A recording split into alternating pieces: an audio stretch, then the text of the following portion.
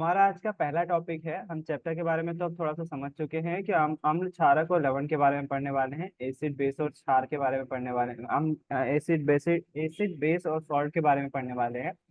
शुरुआत में हम सारी बात एसिड और बेस के बारे में करने वाले हैं। तो उसके अंतर्गत पहली बात ये कि हम किसी चीज, कोई भी विलयन दे दिया हमको, हम उसको कैसे पहचानेंगे कि वो अम्ल है या क्षारक। तो ईश्वर ने या प्रकृति ने उनको पहचानने के लिए कुछ सूचक बनाए हुए हैं, है ना। ये सूचक दो तरह के होते हैं, प्राकृतिक और संश्लेषित, है ना। प्राकृतिक सूचक और संश्लेषित सूचक।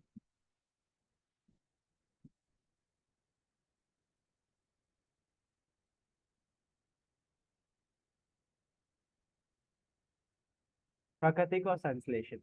प्राकृतिक सूचक पे बात करें यदि, तो मैंने आपको एक एक्सपेरिमेंट साइंस क्लब में जरूर बताया होगा। मुझे नहीं लगता ये छूटा होगा साइंस क्लब में, लेकिन अगर छूटा हुआ है तो यहाँ पर एक चीज आपने करके देख सकते हो, बिल्कुल बहुत आसान सी है। यदि हम एक बीकर में हल्दी लें, हल्दी, अब बीकर में हल्दी कैसे ले सकते हैं, आप ये एक्सपेरिमेंट करके जरूर देखिएगा, बहुत जरूरी है यार प्रैक्टिकल। अगर हम, आवाज नहीं आ रही?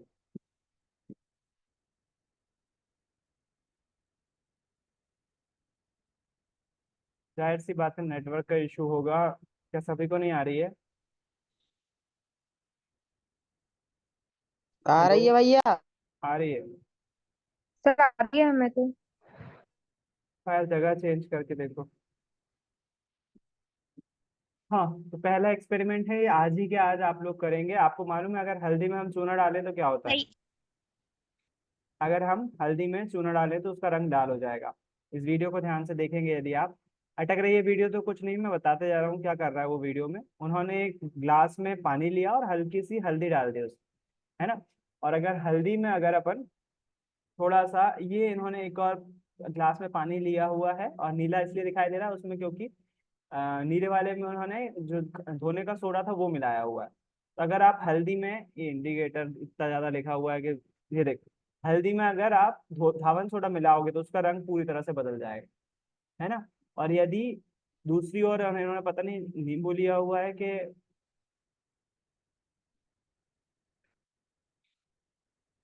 हाँ, छारी लिया हुआ था, खाने का सोडा लिया हुआ था। यदि हम एक गिलास में पानी लें और हल्की सी हल्दी घोल लें, और यदि उसमें हम धावन सोडा, जो कपड़े धोने का सोडा होता है, कपड़े धोने का जो अपन पाउडर यूज करते हैं ना, उसको कपड़े धोने का सोडा यूज करते हैं, अगर हम धावन सोडा डाल देंगे तो उसका कलर चेंज हो जाएगा। जाहिर सी बात है रेड हो जाने वाला है। चूना डालने पर भी यही होगा। दूसरे वीडियो में ये मैम क्या कर रही हैं, ये भी वही कर रही हैं। हल्दी में जो है, एक गिलास में हल्दी ले ले रही हैं, मतलब पानी ले ले रही हैं और उसमें हल्दी डाल दे रही हैं। तो हल्दी घोलेंगे यदि, तो जाहिर सी बात है पानी का रंग पीला हो जाएगा हल्दी घोलने पर। और यदि हम उसमें क्षारक डालते हैं तो क्षारक जो है वो हल्दी के कलर को चेंज कर देगा और वो रेड हो जाएगा, है ना। जैसे हम उसमें क्षारक मिलाएंगे तो हल्दी का कलर चेंज करेगा। ये वाला प्रैक्टिकल तो सभी ने किया होगा, देखो फुल रेड हो गया पूरा, है ना। लेकिन इसके आगे भी एक प्रैक्टिकल है, सर किया है। इस प्रैक्टिकल को देखो, इसको करो। अगर नहीं किया है तो ये वाला भी किया होगा आपने, मैंने कहीं ना कहीं बताया होगा अगर साइंस की क्लास ली हुई है तो। एक डिस्पोजल लिया, पानी लिया, उसमें हल्की सी हल्दी डाली, हल्दी डालने पर उसका कलर पीला हो गया, जाहिर सी बात है। और इसमें अगर हम हल्का सा चूना या फिर जो धावन सोडा होता है, धोने का सोडा होता है, उसको अगर हम डाल देंगे तो ये हल्दी का रंग चेंज होकर क्या हो जाएगा, लाल हो जाएगा। ये हल्का सा इन्होंने धावन सोडा डाला, धोने का सोडा डाला, तो हल्दी का रंग लाल हो गया। इसके आगे की रिएक्शन ये है कि इन्होंने हल्का सा नींबू डाला उसमें, उसी लाल वाले विलेन में हल्का सा नींबू डाला है, तो हल्दी का रंग हमें वापस मिल जाएगा येलो वाला, है ना। तो साइंस क्लब में आपने ये करके देखा होगा। इसके पहली वाली क्लास में क्या पढ़ाया, वीडियो रिकॉर्ड हो रही है सपना, वो मैं अपलोड कर दूंगा, आज ही अपलोड कर दूंगा। लिंक शेयर कर दूंगा मैं, उस पर देख लीजिएगा। चैप्टर का इंट्रोडक्शन था। तो ये कंप्लीट प्रैक्टिकल हो जाएगा फिर। यदि हम किसी बर्तन में पानी लेते हैं, हल्दी मिला देते हैं और उसमें हल्का सा कुछ क्षारक डालते हैं, तो उसका रंग बदल जाएगा, हल्दी कैसी हो जाएगी, लाल हो जाएगी। उसमें हम वापस नींबू मिलाते हैं तो हमें हल्दी वापस नजर आने लगेगी। और अब आपका दिमाग बोलेगा कि हम फिर से क्षारक डालें तो फिर से लाल होगी। जी हाँ, अगर आपने नींबू सही मात्रा में डाला है, उस पानी को ज्यादा अम्लीय नहीं होने दिया है, तो आप चांसेस हैं क्षारक फिर से डालोगे तो वो फिर से लाल हो जाएगा, और फिर से नींबू डालोगे तो वापस से पीला हो जाएगा। अच्छी बात है, अगर प्रैक्टिकल करा हुआ है तो बहुत अच्छी बात। हल्दी, ये प्रैक्टिकल हमें सिखाता है कि हल्दी जो है वो एक प्रकार का प्राकृतिक सूचक है। और हल्दी किसका सूचक है? केवल और केवल क्षारकों का। हल्दी किसका सूचक है? क्षारकों का। अगर इसमें आप कोई अम्ल डालोगे तो रंग नहीं बदलेगी, तो मतलब क्षारक डालने पर ही रंग बदलेगी, है ना। तो अगर हम क्षारक डालते हैं हल्दी में तो ही वो रंग चेंज करती है। मतलब हल्दी किसका सूचक है? क्षारकों का सूचक है। बिल्कुल बेसिक चीज, बेसिक सी बात। अच्छा, हम प्राकृतिक सूचकों में बात कर रहे हैं, तो पहला उदाहरण तो हल्दी हो गया। दूसरा उदाहरण हो जाएगा हमारा लाल पत्ता गोभी का रस, है ना। यदि हम ये एक चैनल है थोई सोई करके, बहुत अच्छा चैनल है, अगर यूट्यूब पर इसको लाइक करके रखो तो बहुत अच्छी बात है।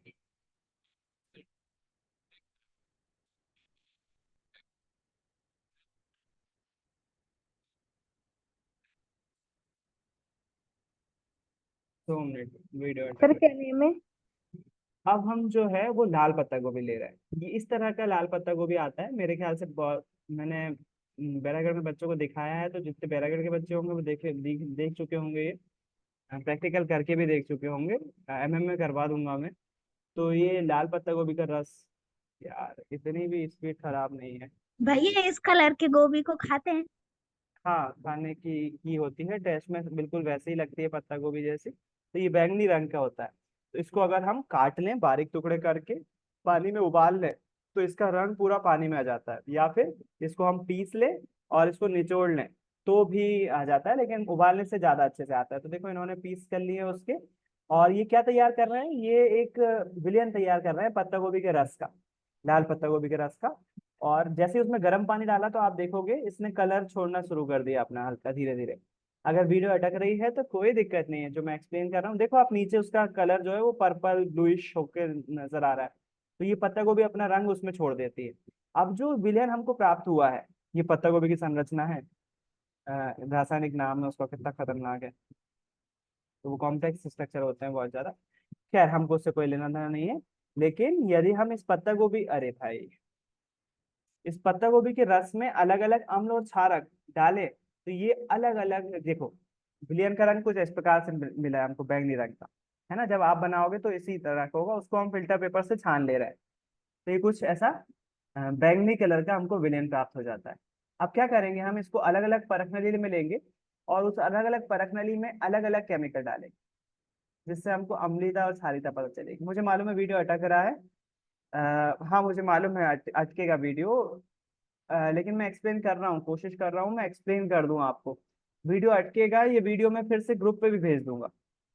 अब ध्यान से देखो, उन्होंने इतने सारे बीकर लिए और सब में लाल पत्ता गोभी का रस डाला हुआ है। लाल पत्ता गोभी बैंगनी रंग से दिखाई दे रही है लगभग।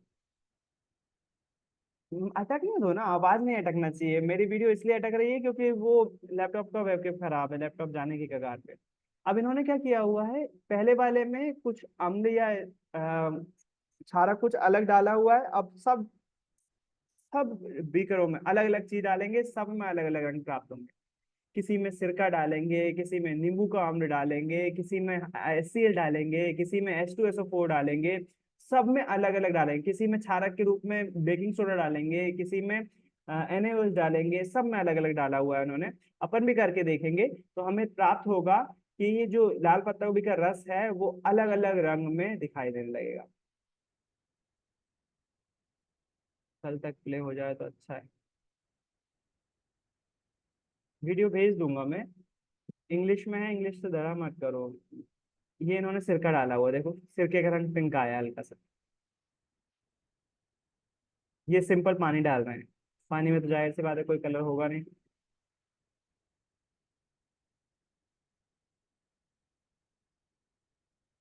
हल्का सा पर्पल हो गया है।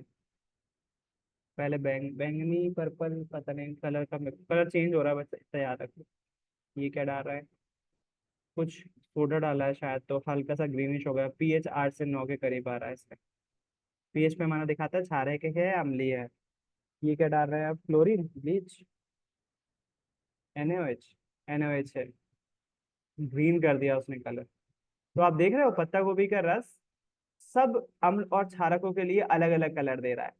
तो हमारा जो लाल पत्ता गोभी का रस होता है वो सूचक होता है अम्ल और क्षारक दोनों का, जहां जो हल्दी होती है वो केवल और केवल क्षारकों का सूचक होती है, वहीं जो लाल पत्ता गोभी का रस होता है वो अम्ल और क्षारक दोनों का ही सूचक होता है ना। लाल पत्ता गोभी का रस अम्ल और क्षारक दोनों का ही सूचक होता है। तो याद रखेंगे, प्राकृतिक सूचक के बारे में बात कर ली हमने। उसके बाद हम संश्लेषित सूचक की बात करें तो उसमें केवल नाम याद रखिए। एक तो फेनैप्थलीन याद रखिए, एक मैथिलीन ब्लू सैफरॉन, केवल नाम याद रखना है इसके। ये सिंथेटिक संश्लेषित सूचकों के नाम है। मैथिल ऑरेंज बुक में आ जाएगा पहले पेज पर, कृपया कर बुक भी पढ़ते जाएं, जैसे आज मैं पहला पॉइंट पढ़ा रहा हूँ। और दूसरा है फिनाप्थलीन, है ना। ये कौन से हैं? ये संश्लेषित सूचक हैं, ठीक है। इसी में एक और ऑब्जेक्टिव बनता है जो लिटमस पेपर होता है। आपने लिटमस पेपर सभी ने बात करी, देखा भी है सभी ने। लिटमस पेपर अम्ल और क्षारकों के टेस्ट के लिए यूज किया जाता है। वो लिटमस पेपर लिटमस विलियन से बनता है ना। और ये बैंगनी रंग का होता है। वो किससे निकलता है? ये लिचेन नामक पौधे से निकाला जाता है। जो लिटमस पेपर बनता है वो लिटमस विलियन से बनता है। लिटमस विलियन लिचेन नामक पौधे से निकाला जाता है। और इसका उपयोग हम अम्लीयता या क्षारीयता पता करने का करते हैं। और इसका कलर कैसा होता है? बैंगनी होता है। प्राकृतिक सूचक के नाम कैसे हो जाएंगे? लाल पत्ता गोभी का रस, हल्दी, हाइड्रेंचिया, पिटूनिया, जेरेनियम। ये सभी प्राकृतिक रूप से पाए जाने वाले पौधे ही हैं। कई फूलों की रंगीन पंखुड़ियों को किसी विलयन या अम्ल क्षारक की उपस्थिति को सूचित करते हैं। इन्हें अम्ल क्षारक सूचक या कभी कभी केवल सूचक कहते हैं। तो ये सारे प्राकृतिक सूचक है। लाल पत्ता गोभी, हल्दी, हाइड्रेंजिया, पिटूनिया, जेरेनियम। तो ये ऑब्जेक्टिव बन जाता है। जैसे मान लो उदाहरण के लिए लिखा हुआ है, बताइए इनमें से कौन सा प्राकृतिक सूचक नहीं है। उन्होंने लिख दिया लाल पत्ता गोभी, हल्दी, हाइड्रेंजिया और एक और लिख दिया फिलॉप्थिलीन। क्योंकि ये संश्लेषित सूचक है तो ये नहीं है प्राकृतिक सूचक। लेकिन अब हाइड्रेंजिया आपने पढ़ा ही नहीं होगा, याद नहीं होगा, तो आपको इसमें और इसमें कंफ्यूजन होगा, है ना। इसलिए सूचकों के नाम याद रखना है, जरूरी है। प्राकृतिक सूचक के कम से कम ये चार नाम: लाल पत्ता गोभी, हल्दी, हाइड्रेंसिया, पेटूनिया और जेरानियम। और जो कृत्रिम सूचक हैं, संश्लेषित सूचक हैं, वो मैथिल ऑरेंज, फिनैप्थलीन हो जाएगा। अब ये चीज जो है जो लिटमस विलियन है, ये कृत्रिम में ही आएगा, संश्लेषित में ही आएगा, क्योंकि पौधे से निकाल कर फिर पेपर बनाया जाता है ना। वैसे अगर उसका विलियन की बात करें तो ये प्राकृतिक में भी आ सकता है। तो मैं होता तो मैं लिखने से बचता प्राकृतिक सूचक में इसको, संश्लेषित सूचक में इसको। यहाँ लिखा हुआ है शायद लिटमस एक प्राकृतिक सूचक है। हाँ, बुक ने खुद ही लिखा हुआ है, ये प्राकृतिक सूचक है, संश्लेषित में नहीं आएगा। बुक ने खुद लिखा हुआ है। लिटमस कैसा है? प्राकृतिक सूचक है। तो लिटमस पेपर जो है वो एक प्राकृतिक सूचक आएगा। तो इसको कंफ्यूजन नहीं होना चाहिए आप। तो प्राकृतिक सूचकों के नाम याद रखना है, संश्लेषित सूचकों के नाम याद रखना है। इसके बाद एक और प्रकार का सूचक आता है जिसको, अरे हटा दिया है वो। ओ हाँ, गंधीय सूचक है तो अभी। अब कुछ प्रकार के सूचक गंधीय वाले होते हैं, जैसे उदाहरण के लिए प्याज। प्याज एक प्रकार का गंधीय सूचक है। लौंग का तेल। अब ये कैसे काम करते होंगे भाई? हमने बात करी हल्दी में अगर हम कोई क्षारक डालते हैं तो वो रंग बदल लेता है ना। तो भाई अगर कोई चीज, कोई सूचक रंग बदल सकता है, तो कुछ सूचक ऐसे भी तो हो सकते हैं जो अपना गंध बदल ले। टेस्ट वाले भी आते ही होंगे, अभी तक पता नहीं इस पर रिसर्च हुई है नहीं कि टेस्ट जिनका चेंज हो जाता होगा। लेकिन कुछ सूचक देखा गया गंधीय होते हैं, जैसे उदाहरण के लिए प्याज। प्याज अगर आपने प्याज की महक सूंघी होगी तो अगर हम प्रैक्टिकल बताता है, एक प्रैक्टिकल करने को बोलते हैं, वो प्याज आप काट कर रख लीजिए एक कपड़े में और उसको पॉलिथीन में रखकर फ्रिज में रख दीजिए एक दिन के लिए। अगले दिन आप कपड़ा निकालेंगे तो उसमें प्याज की गंध आएगी। आपको क्या करना है, उस प्याज वाले भींजे हुए कपड़े के टुकड़े करना है और उस चिंदी को अम्ल या क्षारक में डालना है। तो जैसे ही डालोगे आप तो आपको देखने को मिलेगा कि वो जो कपड़ा है वो अपना खुशबू चेंज कर लेता है ना। तो हम निष्कर्ष निकालते हैं कि प्याज का रस जो है वो एक प्रकार का गंधीय सूचक है। इसी प्रकार से गंधीय सूचकों के उदाहरण है जो लौंग का तेल होता है वो। और साथ ही साथ आपने पता नहीं कभी केक में यूज किया है कि नहीं, वेनिला एसेंस आता है खुशबू के लिए। वेनिला एसेंस डाला जाता है घर में केक बनाते हैं तो वो वेनिला एसेंस भी जो है एक प्रकार का गंधीय सूचक है ना। तो यहाँ पर सभी लौंग का तेल भी, लौंग का तेल भी गंधीय सूचक है। ये सारे गंधीय सूचक है, वेनिला एसेंस, लौंग का तेल और प्याज का रस या प्याज, ये सभी गंधीय सूचक के उदाहरण हैं। तो अगर आप इसके शॉर्ट नोट्स मुझे देखना पड़ेंगे है कि नहीं है। तो एक सिंपल सी बात आज की क्लास की याद रखना है आपको, आपको प्राकृतिक सूचक का नाम याद रखना है। कौन कौन से हैं? हल्दी,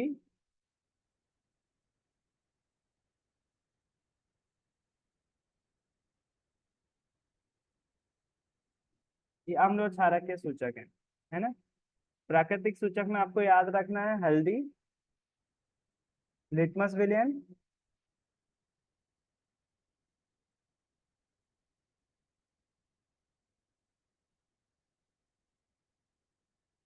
यार राइटिंग अच्छी नहीं आ रही।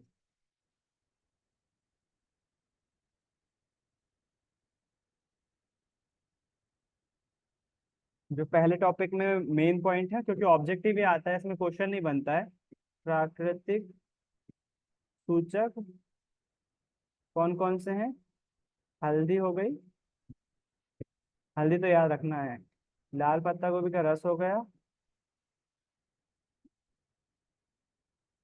और साथ ही साथ आपको लिचेन याद रखना है।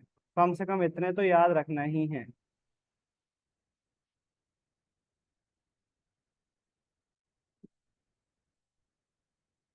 प्राकृतिक सूचक में। और अगर हम संश्लेषित की बात करें, संश्लेषित सूचक,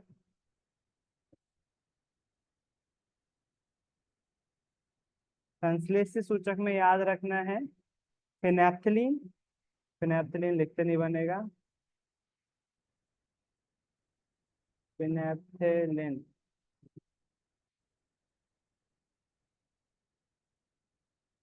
ठीक है, जैसा लिखा रहा है लिखने दो, फिनेप्थलीन। गलत लिखा है ना ऊपर, बता दे रहा है फिनेप्थलीन कैसे लिखना है।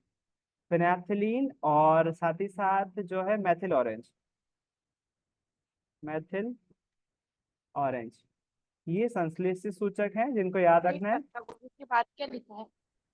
क्या? पत्ता गोभी के बाद क्या लिखा है? लिचेन, ये प्राकृतिक सूचक है, ये संश्लेषित सूचक है। और तीसरा सूचक याद रखना है आपको, गंधीय सूचक।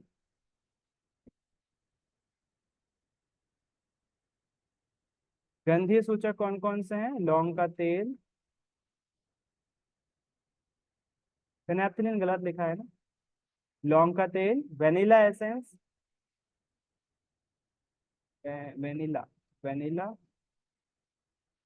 एसेंस, एसेंस और प्याज का रस, ये तीनों ही गंधीय सूचक है। गंध बदल लेते हैं आम्ल या क्षारक के साथ अभिक्रिया करके, तो इनके नाम याद रखना है। ठीक है, आज का जो टॉपिक था वो पूरा की पूरा इन तीन बेसिक पे था। लिचेन पौधे का नाम है, लिचेन पौधे का नाम है जिससे लिचेन लिटमस विलियन निकाला जाता है। और उस लिचेन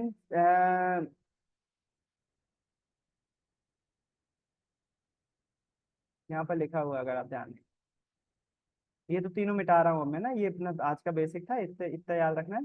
इसमें आप ध्यान से देखोगे तो यहाँ लिखा हुआ है, जो लिटमस विलियन होता है, लिटमस पेपर देखा है ना, लिटमस पेपर लिटमस विलियन से बनाया जाता है। और लिटमस विलियन कहाँ से निकाला जाता है? लिचेन नामक पौधे से निकाला जाता है।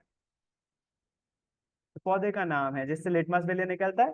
और लिटमस विलियन से क्या करते हैं, फिल्टर पेपर लेते हैं, उसकी स्ट्रिप काटते हैं और लिटमस विलियन में डालते जाते हैं। तो हमारे पास वो लाल पेपर होता है ना, लिटमस पेपर, लाल पेपर नीला पेपर, वो मिल जाता है। और उससे हम टेस्ट लगा पाते हैं हम लोग क्षारकों का, कि अम्लीय है क्षारीय। लिटमस पेपर तो सभी ने देखा होगा मेरे ख्याल से, नहीं देखा तो मांग करिए टीचर से, दिखा देंगे वो आपको लिटमस पेपर कैसा दिखाई देता है।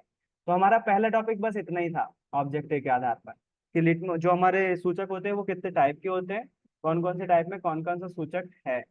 बस बेसिक इतना ही था। हम सेकेंड टॉपिक की तरफ बढ़ेंगे।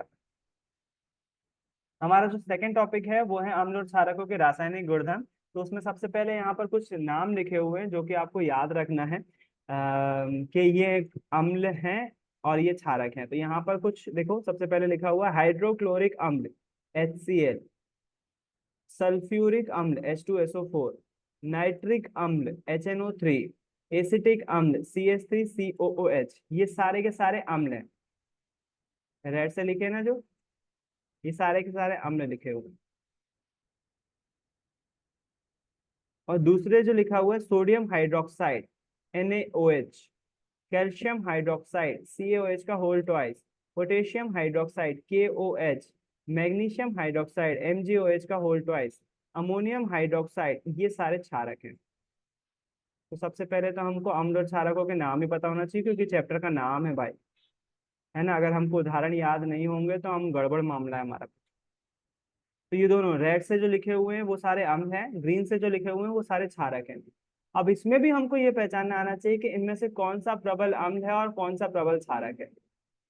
तो मैं यहाँ पर लिख दे रहा हूँ प्रबल अम्ल कौन कौन से हैं। प्रबल अम्ल और दुर्बल अम्ल। प्लीज बेयर में विद माई राइटिंग।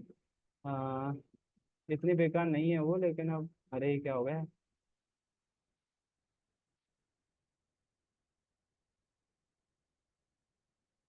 अब मैं रेड कलर से लिख रहा हूँ तो अम्ल की बात कर रहा हूँ। प्रबल अम्ल है HCl, जो स्टार्टिंग में लिखे हुए ना। HCl एक प्रकार का प्रबल अम्ल है, प्रबल मतलब तीव्र तेज।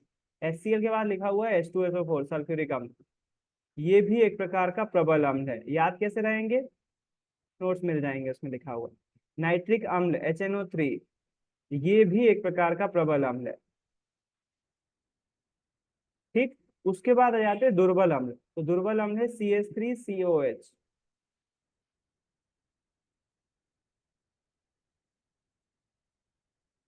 तो एसिटिक अम्ल बोलते हैं।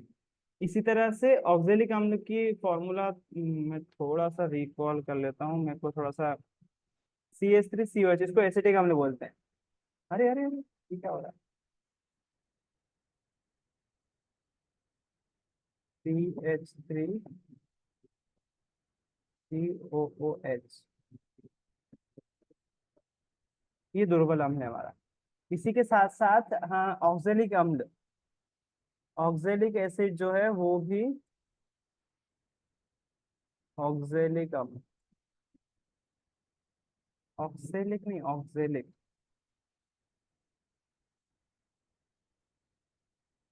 फॉर्मूला लिख दूं, सबका ही लिखा है तो।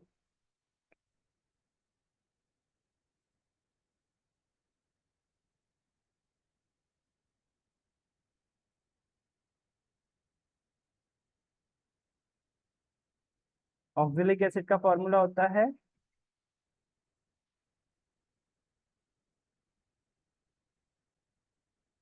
एक जैसा फॉर्मूला नहीं लिखा किसी ने, C2H2O4। C2H2O4 इसलिए नहीं लिखा बुक ने उसको, C2H2O4 ऑक्जेलिक अम्ल बोलते हैं इसको, है ना। तो ये हमारे प्रबल अम्ल है, ये दुर्बल है। प्रबल मतलब तेज, दुर्बल मतलब मध्य, है ना। इसमें टार्टरिक अम्ल भी आता है, उसका फॉर्मूला नहीं लिखाएंगे क्योंकि बहुत बड़ा हो जाएगा, वो फॉर्मूला याद रखने में दिक्कत होगी। टार्टरिक अम्ल जो है वो दुर्बल अम्ल का उदाहरण है, इमली में पाया जाता है टार्टरिक एसिड। तो मकसद है पढ़ाने का कि आपको पता हो कौन कौन से अम्ल तीव्र हैं। जितने भी दुर्बल अम्ल है ना, ये हमारे खाने की चीजों में पाए जाते हैं। और जो प्रबल अम्ल है वो हम साफ सफाई वगैरह में इस्तेमाल करते हैं, वो खा नहीं सकते हैं। हमारी भोजन नली जो है वो छाले पड़ जाएंगे, जल जाएगी पूरी तरह से। तो ये प्रबल अम्ल हो गए, दुर्बल अम्ल हो गए। उसके बाद हम प्रबल क्षारक और दुर्बल क्षारक और देख लेते हैं। यहाँ पर लिखा हुआ है पहला NaOH, ये प्रबल क्षारक है। NaOH सोडियम हाइड्रोक्साइड, OH लगा है ना तो OH को हाइड्रोक्साइड पढ़ते हैं, sodium hydroxide. Calcium hydroxide CaOH का whole twice, calcium hydroxide. Potassium hydroxide,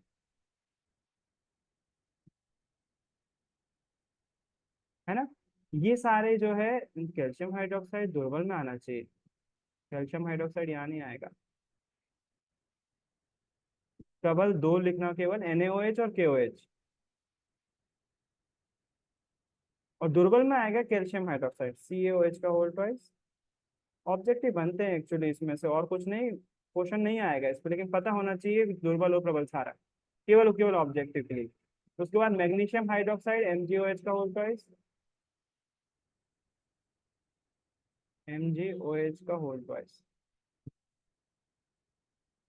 और अमोनियम हाइड्रोक्साइड मेरे को कंफर्म नहीं है, इसलिए मैं लिख नहीं रहा हूँ। केवल दो दो एग्जांपल भी याद रखोगे तो कॉमनली यही पूछे जा सकते हैं, इसके बाहर इतना टफ कुछ नहीं पूछेंगे ज्यादा। तो प्रबल और दुर्बल, प्रबल अम्ल और दुर्बल अम्ल, प्रबल क्षारक और दुर्बल क्षारक, जो आपको दिए जाएंगे नोट्स उसमें लिखे रहेंगे, बेफिक्र रहिए, लेकिन हमें पता होना चाहिए। तो इस टेबल में से हम ये चीजें इन्फॉर्मेशन निकालते हैं। तो ये हो जाता है 2.1 अपना खत्म, अम्ल और क्षारक के बारे में। फॉर्मूले और नाम याद रखना बेहद जरूरी है, क्योंकि चैप्टर का नाम देखो क्या है, अम्ल क्षारक और लवण। चैप्टर का नाम ही है तो आपको उदाहरण तो फिर पता ही होना चाहिए कि हमारे पास अम्ल कौन कौन से हैं और क्षारक कौन कौन से हैं। क्योंकि आपको यही नहीं पता है तो फिर क्या ही चैप्टर पढ़ा आपने, है ना। इसलिए बेहद जरूरी है इनके नाम और इनके फॉर्मूले याद कर लो, बेसिक है वो तो पता ही होना चाहिए। जो भी अब करो उसके बाद करो, क्वेश्चन आंसर याद करना वो करो, भले ही करो, लेकिन सबसे पहले तो अम्ल और क्षारकों के नाम, प्रबल अम्ल दुर्बल क्षारक, दुर्बल अम्ल प्रबल क्षारक दुर्बल क्षारकों के नाम आपको फॉर्मूले सहित याद कर लेना चाहिए, है ना। तो अगर आप लोग आखिरी पेज में कुछ इसमें से नया मिल रहा है तो इसको प्लीज नोट करिए, और उसके नाम और उसका सूत्र, रासायनिक सूत्र वो लिख लीजिए लास्ट में, है ना। आगे बढ़ते हैं। ये हो गया हमारा पहला टॉपिक खत्म। उसके बाद हम जो है अम्ल और क्षारक की धातु के साथ अभिक्रिया, ये बड़ा अच्छा प्रैक्टिकल है, स्कूल में करके भी देखेंगे अपन। इस प्रैक्टिकल में करते क्या है, जहाँ तक है आप लोगों ने बहुत सारे वो हाइड्रोजन बलून फोड़ने वाला प्रैक्टिकल तो देखा ही होगा, जब हाइड्रोजन गैस को अपन बनाते हैं और खोलते हैं फोड़ते हैं। तो इस प्रैक्टिकल में करते क्या है, इस प्रैक्टिकल में हम एक परख नली में, ध्यान से समझोगे तो समझ में आ जाएगा। इस परख नली ली हमने, इस परख नली में हमने जिंक के कुछ टुकड़े डाल दिए, जिंक के कुछ टुकड़े डाल दिए, जिंक जिंक धातु Zn, मैं कहाँ लिख दूँ, यहाँ लिख देता हूँ, Zn जो है वो धातु डाल दी। और उसमें फिर डाल देते हैं हम सल्फ्यूरिक अम्ल। अगर आप ध्यान से देखोगे तो यहाँ लिक्विड दिख रहा है, और वो कौन सा है, सल्फ्यूरिक अम्ल। सल्फ्यूरिक अम्ल का फॉर्मूला होता है H2SO4, H2SO4। ये रिएक्शन अपन ने विस्थापन अभिक्रिया में पढ़ी है। जैसे ही अपन जिंक में सल्फ्यूरिक अम्ल डालते हैं तो एक बबल बनने लगती है, कुछ गैस बनने लगती है। अपन ने ऊपर से क्या करा है, इसको कॉर्क से बंद कर दिया और कॉर्क में लगा दी एक नली। उस नली का एक मुंह तो परख नली में खुल रहा था, दूसरा मुंह जो है नीचे ले गए हम, एक बीकर में क्या करा हमने, साबुन का विलयन रखा, जिससे अपन बलून उड़ाते हैं ना, वो बलून उड़ाने के वो बबल नहीं आते बच्चों के लिए उड़ाने वाले, आपने भी उड़ाए होंगे। तो वो उड़ाते हैं ना, उसमें साबुन का ही मिक्सचर तो डाला जाता है, सर्फ का मिक्सचर डाला जाता है, वो अपन ने इसमें रख लिए। और होगा क्या, जब यहाँ से हाइड्रोजन गैस बनेगी तो हाइड्रोजन गैस इस नली से होते हुए यहाँ जाएगी, और उस गैस के कारण से जब इस साबुन के पानी में जाएगी तो कुछ बलून बबल बनेंगे। उन बबल को यदि हम फोड़ते हैं, उन बबल को यदि हम कैंडल पास लाकर उसको फोड़ते हैं, तो ये बबल बहुत साउंड के साथ फूटते हैं, पॉप पॉप की ध्वनि के साथ फूटते हैं। ऐसे फट, जैसे इसमें लिखा ना फट फट की ध्वनि, ऐसी फट फट की ध्वनि आती है, अलग दिखते हैं। अगर आप पानी के बलून को फोड़ोगे तो वो नहीं, उसमें कुछ आवाज नहीं आएगी, वो फूट जाएगा बस, फूटेगा भी, जलेगा नहीं। लेकिन क्योंकि इसमें हाइड्रोजन गैस है तो इसकी थोड़ी सी आवाज तेज आती है, और आपको पूरा बबल जलता हुआ दिखता है, क्योंकि उसके अंदर हाइड्रोजन गैस भरी हुई है। आपने जो बबल बनाए हुए हैं वो हाइड्रोजन गैस के हैं, और जैसे ही उसको फोड़ते हैं तो उसमें साउंड सुनाई देता है ना। रिएक्शन क्या हो रही होती है, reaction Zn plus H2SO4 hydrogen gas को विस्थापित कर देता है जिंक, और खुद बैठ जाता है, ZnSO4 बना लेता है, ZnSO4। और हाइड्रोजन गैस निकल जाती है, जो परख नली से होती हुई, वो नली से होती हुई कहाँ चली जाती है, बीकर में उपस्थित साबुन के पानी में चली जाती है, और वो हाइड्रोजन गैस के बबल बन जाते हैं। उनको फोड़ेंगे तो ध्वनि के साथ वो जो है फूटते हैं, फट फट की ध्वनि आती है, वो बबल जो है फूटते हैं बाकायदा। यहाँ पर रिएक्शन देखो, Zn ने H2 को रिप्लेस किया है, प्रतिस्थापित किया है, तो विस्थापन अभिक्रिया, लात मारकर अलग किया, विस्थापन अभिक्रिया, है ना। तो होता क्या है एक्चुअली में, होता ये है कि जब भी हम किसी धातु की अभिक्रिया, किसी धातु की अभिक्रिया अगर हम अम्ल से करवाते हैं, क्या बोला मैंने, जिंक धातु है ना, जिंक की जगह कुछ भी हो सकता है, सोडियम हो सकता है, लिथियम पोटेशियम कुछ भी हो सकता है। धातु की अभिक्रिया अगर मैं अम्ल से करवाता हूँ तो हमेशा हमेशा मुझे पहले तो एक लवण मिलेगा, ZnSO4 क्या है, लवण है, सॉल्ट है, लवण मिलेगा और साथ ही साथ हाइड्रोजन गैस मिलेगी, हाइड्रोजन गैस। तो इस प्रैक्टिकल को याद रखना है और करके भी देखना है, कोशिश करना है, टीचर को फोर्स करो, टीचर करवाए, है ना। एमएम में करवा दूंगा, अगर अगर मुझे टाइम मिलेगा या फिर परमिशन मिलेगी तो करवा दूंगा मैं, नहीं तो आपको वीडियो तो भेज ही दूंगा मैं अभी। बहुत अच्छा प्रैक्टिकल है, करके देखना चाहिए, करके देखना, साइंस करके देखने वाला सब्जेक्ट है। जितना आप करके देखोगे, ऑनलाइन भले ही तुम लोग को मजबूरी है पढ़ाने के लिए, नहीं तो ऑनलाइन साइंस नहीं पढ़ाई जा सकती, ये प्रैक्टिकल को करवाने के साथ साइंस पढ़ाई जाती है। क्लास में आओ, सारा सामान लेके आओ, सबसे पहले प्रैक्टिकल परफॉर्म करो, बबल फुड़वा के दिखाओ, जब बबल फूटेंगे उसमें से आवाज आएगी पॉप अप की। एक नॉर्मल बलून, नॉर्मल आप हवा से बनाओ बबल, उसको जलाओ, उसमें से कुछ आवाज नहीं आएगी, लेकिन इसको जलाओगे तो बाकायदा पूरा अंदर की गैस जलती हुई दिखाई देगी आपको। और जब वो साउंड आएगा तो फिर वो माहौल बन जाता है कि हाँ हमने एक प्रैक्टिकल करा, कि हमने क्या करा था, धातु ली थी परख नली में, उसमें अम्ल डाला था तो गैस बनी थी, उस गैस से बबल बन रहा था, उसको जला रहे थे, वो जल रही थी, मतलब वो गैस कौन सी थी, हाइड्रोजन गैस थी। मतलब जिंक में, मतलब धातु के साथ अगर हम अम्ल की अभिक्रिया करवाते हैं तो हाइड्रोजन गैस मिलती है, साथ ही साथ एक लवण मिलता है, जो कि यहाँ पर हमको परख नली में यहाँ पर काला काला दिख जाएगा अभिक्रिया के बाद। वो लवण यहाँ पर बैठ जाता है और हाइड्रोजन गैस परखनली के माध्यम से यहाँ से जाती है, और जो कि पॉप पॉप की ध्वनि के साथ फूटती है ना। तो ये पूरा एक प्रैक्टिकल है, और यहाँ पर इसका निचोड़ लिखा हुआ है, ये हमको याद रखना है। नोट्स, शॉर्ट नोट्स दूंगा, उसमें उसमें भी लिखा हुआ रहेगा। दो नोट्स रहेंगे, जैसे इसके पहले वाले चैप्टर के थे ना, वैसे ही इसके भी हैं। जो कॉपी वाले नोट्स रहेंगे वो ऑलरेडी भेज चुका हूँ मैं, और बोल चुका हूँ पूरा लिखना है उसको, लेकिन अब जो भेजूंगा वो शॉर्ट नोट्स भेजूंगा, और मैंने नोट्स भेज दिए हैं, किसी ने बोला था अभी सेकंड चैप्टर के नोट्स, सेकंड और थर्ड दोनों के भेज चुका हूँ मैं नोट्स। तो एक बार देखिएगा, अगर नहीं है तो फ्रेंड से मांगिएगा, अगर फ्रेंड्स के पास भी नहीं है तो बोल दीजिएगा, एक बार फिर से भेज दूंगा मैं, है ना। लेकिन पहले एक बार फ्रेंड से मांगिए, क्योंकि आपकी गलती है अगर आपके पास नोट्स नहीं है तो। पहला, दूसरा, तीसरा तीनों चैप्टर के नोट्स में भेज चुका हूँ ऑलरेडी, ताकि आप लिखने का काम कंप्लीट कर लो। और अभी 2-3 दिन क्लास नहीं लगी थी, तो मुझे तो उम्मीद थी कि बहुत सारे बच्चों ने लिख भी लिया होगा तीनों चैप्टर। अगर लिख लिया होता तो बहुत अच्छा होता, आलसी मत दिखाओ, जितना आलसी करोगे टाइम उतना ही बाद में कम मिलने वाला है, और जितना टाइम वहां कम मिलेगा याद कम कर पाओगे, मेहनत कम हो जाएगी, है ना। टाइम जितना भी खाली मिले उसको यूटिलाइज करो। देखो, अगर क्लास नहीं भी लग रही है ना, तुम्हारे पास इतना काम दे चुका हूं मैं कि तुम्हारे पास बिल्कुल टाइम नहीं बचना चाहिए। तुम्हारे पास पिछले साल के पेपर होना चाहिए, उनको पेपर को पढ़ने का टाइम बोला है मैंने। अगर हिंदी की कहानियां पढ़ने का, जब स्टार्टिंग करी थी ना क्लास तभी बोला था कि हिंदी की कहानियां पढ़ लो। आप बुक खोलो, पुरानी बुक अगर आपके पास है तो उसकी कहानियां पढ़ लो, कहानी पढ़ने में बहुत इंटरेस्ट आएगा, समझाने की जरूरत नहीं होती, कहानियां पढ़ना होती है बस, बहुत इंटरेस्ट आएगा, पढ़ने में कोई बुराई नहीं है। अगर आपको, जैसे अब जैसे साइंस में मैंने वाले चैप्टर पढ़ा दिए, मैंने पढ़ाया ना, मैंने समझाया, आपने बुक पढ़ी, नहीं पढ़ी, अगर पढ़ी है तो बहुत अच्छी बात है, नहीं पढ़ी तो पढ़ो ना भाई। जो पढ़ाया है मैंने सही पढ़ाया कि गलत, कैसे अंधविश्वास कर रहे हो मुझ पर। बुक पढ़ो, बुक पढ़ना बेहद जरूरी है। पूरा पेपर बुक से बनता है, अगर कोई टॉपिक समझ में नहीं आ रहा पढ़ने के बाद तो फिर मुझसे पूछो कि ये वाला टॉपिक रह गया है कि आपने समझाया नहीं है, या फिर मुझे समझ में नहीं आया। इतना सारा काम है आपके पास ऑलरेडी। इंग्लिश में क्या कर सकते हो, इंग्लिश जो है वो आप यूट्यूब पे सर्च तो करके देखो, कोई सा भी चैप्टर का एक्सप्लेनेशन आपको मिल जाएगा। इंग्लिश में चैप्टर जो है कहानी के रूप में याद होना चाहिए, तब तो क्वेश्चन आंसर लिख पाओगे, तब मैं मदद कर पाऊंगा आपकी। तो जैसे कभी छुट्टी हो जाती है तो आपके पास बहुत सारा वर्क ऑलरेडी है। तीसरा चैप्टर नहीं भेजा है मैंने, मुझे याद है कि मैंने भेज दिया है तीसरा चैप्टर भी, मैं देख लेता हूँ।